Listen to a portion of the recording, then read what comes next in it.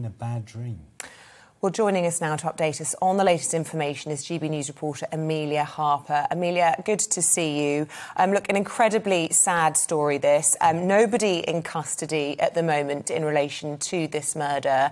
And the scenes we've seen again once this year, people gathering to share in their grief at the murder of another innocent woman on the streets of London.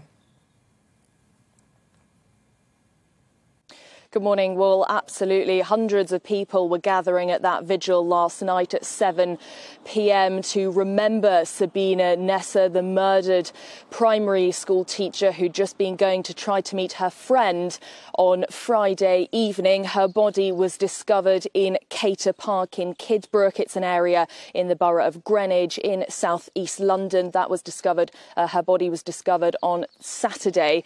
The vigil was put on by campaign group Reclaim These Streets. They say they were angry and heartbroken about her murder. It was held last night in Pegler Square. Now, this is actually an area near to where police want to speak to a man in connection with her murder who was pictured on CCTV on the night of her death. As you said, over 500 people turned out. They held a minute's silence. Flowers were laid. Candles were lit. There were speeches about Sabina as well as about perpetrators of women's violence and whether women are safe on streets at the moment.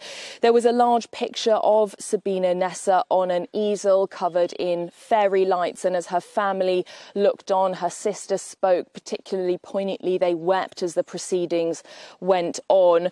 Those who couldn't attend were urged to light a candle on their doorstep across the country in memory of the primary school teacher. As I said, tributes were pouring in yesterday, particularly led by her sister, Jabina Yasmin Islam. She broke down as she addressed the crowds. She thanked people who came to show their support. And among her words were, "We have lost an amazing, caring, beautiful sister who left this world far too early." She went on to say that words cannot describe how we are feeling. This feels like we are stuck in a bad dream and we can't get out of it. Our world is shattered. We are simply lost for words. Now, elsewhere at a rally at a mosque in south east London, her uncle, Shaheen Mian, said the family has no language to speak in these difficult times. In a statement, he said, "We are devastated and distraught as a family." But these weren't the only tributes that were pouring in. We heard from the Duchess of Cambridge, who personally tweeted her support last night, as well as from the Prime Minister's Twitter account. They tweeted a photo on the doorstep of number 10 with a candle lit, saying, "Tonight we remember Sabina Nessa."